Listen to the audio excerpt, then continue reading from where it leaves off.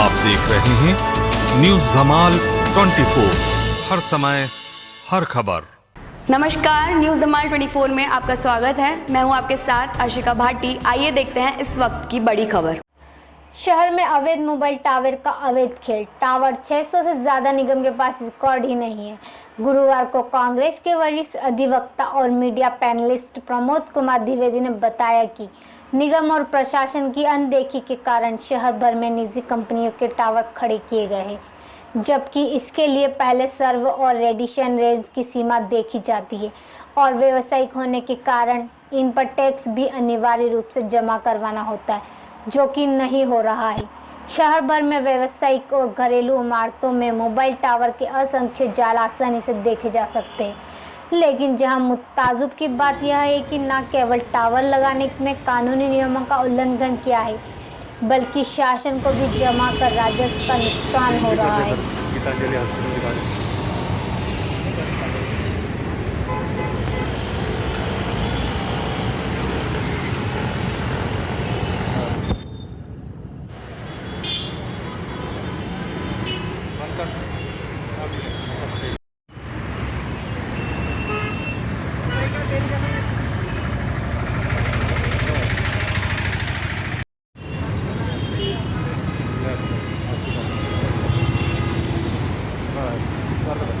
उससे कितने क्षेत्र 300 मीटर से दूरी पे जाना है आपको। ऐतिहासिक इमारतों के पास बने हुए मोबाइल टावर लगे हुए हैं।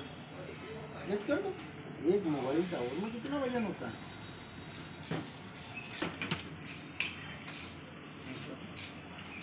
चाय पिला दो, कुछ पूछना।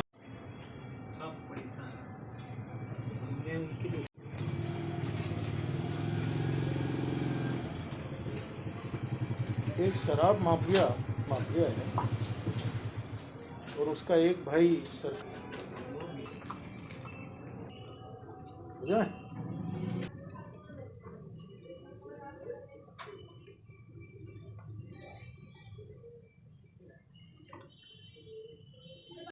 परसों मध्य प्रदेश सरकार की कैबिनेट की बैठक थी, मंत्रिमंडल की। उसमें मोबाइल टावरों को लेकर के एक नीति बनी कि अवैध रूप से जो मोबाइल टावर हैं नगर निगम क्षेत्रों में उस पर 50,000 रुपये, नगर पालिका क्षेत्रों में उससे कम और ग्राम पंचायत और नगर पंचायतों में उससे कम राशि लेकर के अवैध मोबाइल टावरों को समझौता शुल्क लेकर के वैध कर दिया जाएगा। मंत्रिमंडल का प्रस्ताव है और मंत्रियों को ये और मुख्यमंत्री को इस बात की जानकारी नहीं कि मोबाइल टावर लगाने से सरकार के खजाने में वैधानिक तरीके से करोड़ों रुपए का राजस्व मिलता है। शायद मुख्यमंत्री 15 साल में है, आत्मविवेचना करना भूल गए हों। एक मोबाइल टावर लगाने के लिए जमीन मालिक के दस्तावेजों की सर्च होती है, उस सर्च की रसीद कटती है सरकार के खजाने में पैसा। जमीन मालिक ने नगर निगम में या ग्राम पंचायत में डाइवर्शन शाखा में उस जमीन का पूरा टैक्स भरा है या नहीं भरा है, उसकी रसीद यानी रसीद भी ली जाती है। तत्पश्चात जमीन मालिक और मोबाइल कंपनी के बीच में रजिस्टर्ड किरायानामा होता है।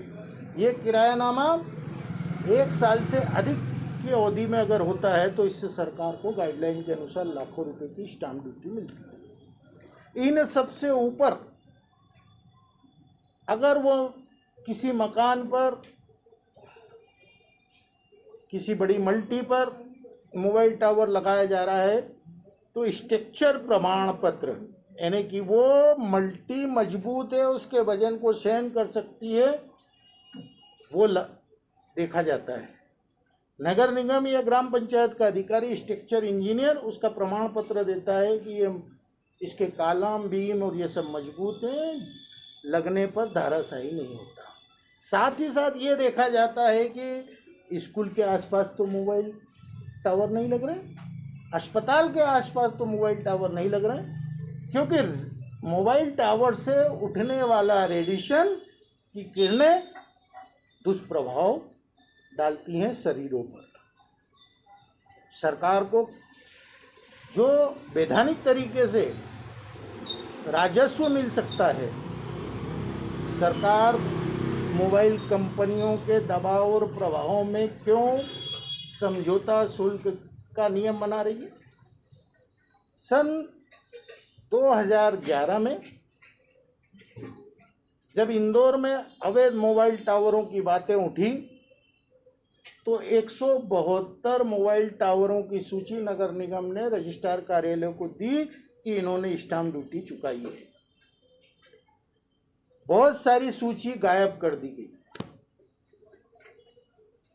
इंदौर में एयरपोर्ट फनल क्षेत्र में आप मकान नहीं बना सकते 22 फीट से ऊपर, या पेड़ नहीं लगा सकते, लेकिन अवैध रूप से मोबाइल टावर लगे हैं। सवाल ये है कि ऐसे मोबाइल टावरों को आप वैध कर देंगे? अस्पतालों के पास लगे हुए मोबाइल टावरों को आप वैध कर देंगे? स्कूलों के पास लगे हुए मोबाइल टावरों को आप वैध कर देंगे? तो बड़ी कंपनियां के दबाव और प्रभावों में मध्य प्रदेश की सरकार आम जन जीवन से तो खेल ही खेल रही है, अपने खुद के राजस्व से खेल रही है। कितने करोड़ का राजस्व मिलता है इनको, इन मोबाइल कंपनियों को वैधानिक रूप से अनुमति देने के लिए? अगर ये 172 की सूची आप नगर निगम से देख लें तो आपको मालूम पड़ जाएगा। संपत्ति कर से लेकर के सारे प्रकार के राजस्व लेने के बाद मोबाइल टावर बेवैधानिक तरीके से लग पाता है। केवल 50,000 रुपये में ये सारे मोबाइल टावर वैध हो जाएंगे और सरकार बड़ी कंपनियों के हाथ का खिलौना बनी है, ये स्पष्ट नजर आ जाएगा। मैं माननीय मुख्यमंत्री और उनके कैबिनेट पर आरोप लगा रहा हूं कि वे इस समझौता शुल्क की आड़ में आम आदमी के उसके जीवन से खिलवाड़ न करें, उसकी जान से खिलवाड़ न करें, क्योंकि कई मोबाइल टावर आज भी खतरनाक भवनों में लगे हुए हैं, अवैध कॉलोनियों में लगे हैं, फनल क्षेत्रों में लगे हुए हैं, अस्पतालों के पास लगे हुए हैं और स्कूलों के पास लगे हुए हैं। वो नीति बनाने जा रहे हैं। नीति के साथ साथ ये देखें कि उनकी इस नीति के चक्कर में अनीति न बन जाए और अनीति से सरकार का नुकसान न हो जाए, साथ ही साथ आम आदमी के जीवन पर किसी प्रकार का खतरा न बन जाए। आगे इसी तरह खबरों का सिलसिला जारी रहेगा। जल्दी ही मिलते हैं देश भर की तमाम खबरों को लेकर। अगर आपने अभी तक हमारे YouTube चैनल न्यूज़ धमाल 24 को सब्सक्राइब नहीं किया है तो नीचे दिए गए रेड कलर के सब्सक्राइब बटन पर क्लिक करके हमारे न्यूज़ चैनल न्यूज़ धमाल 24 को सब्सक्राइब करें और साथ ही साथ बेल आइकन भी प्रेस करें ताकि आपको इसी तरह देश भर की तमाम खबरों की जानकारी मिल